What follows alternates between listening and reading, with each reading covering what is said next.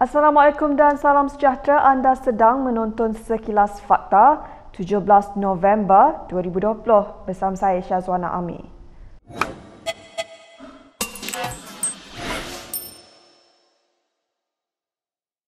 Yang di-Pertua Dewan Rakyat Azhar Azizan Harun hari ini menolak usul Ahli Parlimen Jelutong RSN Raya agar Ahli Parlimen Bintulu Tiong King Sing membuat permohonan maaf. Ini susulan kenyataan kontroversi Tiong terhadap Ketua Pengarah Kesihatan Dr. Nur Hisham di Dewan Rakyat minggu lalu. Sebenarnya saya tidak menolak usul tersebut di atas merit, ya. Saya menolaknya di atas prosedur kerana Yang Berhormat membuat usul untuk saya menimbang semula keputusan timbalan yang di-Pertua. Manakala di bawah Peraturan 43, saya tidak mempunyai kuasa berbuat demikian. Kuasa untuk menimbang semula atau mengkaji semula keputusan yang telah dibuat oleh Speaker atas mesyuarat dan bukan kuasa saya. Rabu lalu, Timbalan Speaker Azalina Osman Said memutuskan Tiong boleh meminta maaf atau menjelaskan kenyataan yang dibuatnya kepada Dr. Nur Hisham. Kenyataan Tiong yang menyifatkan Dr. Nur Hisham takut mati telah mencetuskan kekecohan di Dewan Rakyat sehingga Raya diusir keluar dari Dewan. Sementara itu, Raya menyeru agar Ahli Parlimen Kepong Lip Lik Eng untuk digantung 5 hari dibenarkan untuk menyertai sesi perbahasan hari ini. Saya yakin Tuan Speaker akan mempertimbangkan dengan penuh tenang untuk membenarkan beliau semula. Ini adalah permohonan Yang Berhormat Jelutong. Terima kasih Tuan Speaker. Saya senang je Yang Berhormat. Kalau orang tenang dengan saya pun tenang dengan orang. So, saya pintu ofis saya terbuka setiap masa. So, kalau Yang Berhormat Kepong nak datang jumpa saya sentiasa menerima kedatangan beliau.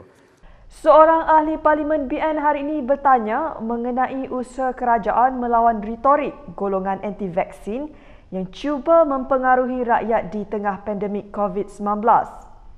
Cuma apa yang menjadi kegusaran saya apabila belum pun lagi vaksin ini diperolehi, wujud gerakan golongan anti-vaksin yang cuba untuk mempengaruhi rakyat untuk menolak vaksin yang bakal diperolehi nanti.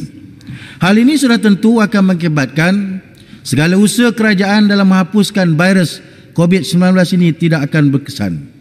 Apakah keadaan yang akan dilaksanakan oleh kementerian bagi membeteras pahaman golongan anti-vaksin yang cuba mempengaruhi orang ramai daripada menerima vaksin, serta apakah tindakan tegas yang akan dikenakan kepada golongan anti-vaksin yang cuba memberikan pahaman yang salah mengenai vaksin? Gerakan anti-vaksin merupakan golongan aktif di media sosial dengan fahaman bahawa vaksin mengandungi bahan yang tidak selamat. Kerajaan ketika ini berhubung dengan 10 syarikat mengusahakan vaksin COVID-19.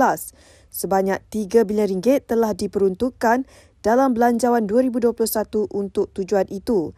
Selain itu, Muhammad Nizar turut bertanya tentang status halal vaksin yang akan diperolehi daripada pengeluar vaksin COVID-19. Sejauh manakah kementerian akan memastikan status halal vaksin yang akan diterima sebelum ianya diterima oleh kerajaan? Saya juga ingin mencadangkan agar vaksin yang akan diterima ini haruslah berkualiti dan selamat. Susulan pemergian Ahli Parlimen Greek Hasbullah Osman, Setiausaha Agung DAP Lim Guang Eng menggesa semua parti politik untuk tidak meletakkan calon. Ini bagi memberi kemenangan tanpa bertanding kepada UMNO. Dalam satu kenyataan media hari ini, Lim berkata gesaan itu dibuat bagi mengiktiraf hikmat beliau selama lebih dari 2 penggal. Selain itu, katanya pilihan raya kecil yang baru akan menimbulkan risiko kesihatan dan keselamatan awam ketika Malaysia berada di tengah-tengah lonjakan tinggi jangkitan COVID-19. Hasbullah telah menghembuskan nafasnya yang terakhir akibat serangan jantung petang semalam. Sementara itu, Dewan Rakyat hari ini merakamkan ucapan takziah kepada keluarga Allahyarham Hasbullah. Ucapan itu dizahirkan Yang di-Pertua Dewan Rakyat Azhar Azizan Harun mewakili kesemua ahli parlimen dan warga petugas institusi tersebut. Dengan perasaan yang amat duka cita dan sedih, saya ingin memaklumkan kepada ahli yang berhormat sekalian bahawa Allahyarham Datuk Hasbullah bin Osman, Ahli Parlimen Greek telah kembali ke rahmatullah pada hari Isnin 16 November 2020 bersamaan 30 Rabiul Awal 1442 Hijrah. Sesungguhnya pemergian Allahyarham merupakan suatu kehilangan yang besar buat negara. Saya bagi pihak ahli-ahli Dewan ini dan pihak Parlimen Malaysia seluruhnya ingin merakamkan ucapan takziah kepada ahli keluarga Allahyarham Datuk Hasbullah bin Osman, khususnya kepada yang berbahagia Datin Rosmawati binti Arifin dan yang berbahagia Datin Zaini binti Abu Bakar, isteri kepada Allahyarham Datuk Hasbullah bin Osman, serta seluruh ahli keluarga Allahyarham.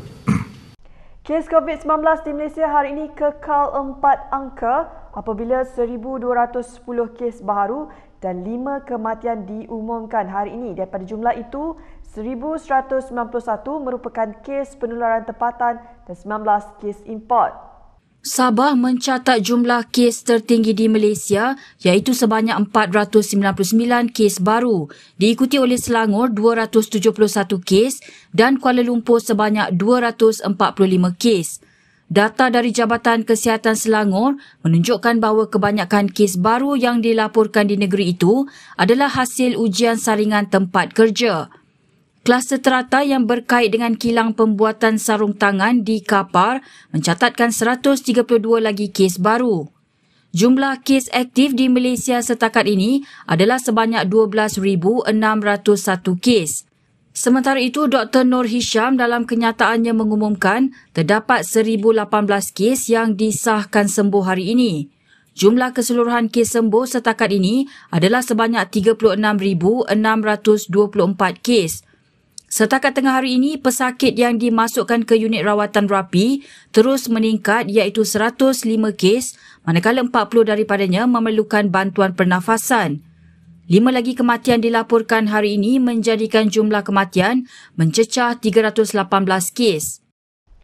Seorang lelaki warga emas kurang upaya cedera selepas disambung 2 lelaki dalam kejadian di Georgetown, Pulau Pinang Sabtu lalu. Salah seorang suspek bagaimanapun telah berjaya ditangkap. Menurut laporan Sinar Harian, mangsa yang berkerusi roda sedang berbual dengan rakannya sebelum dihampiri seorang lelaki pada kira-kira 9.30 pagi. Ketua Polis Daerah Timur Laut, Sofian Santung mengesahkan lelaki itu kemudiannya cuba merentak beg silang yang dipakai mangsa namun tidak berjaya.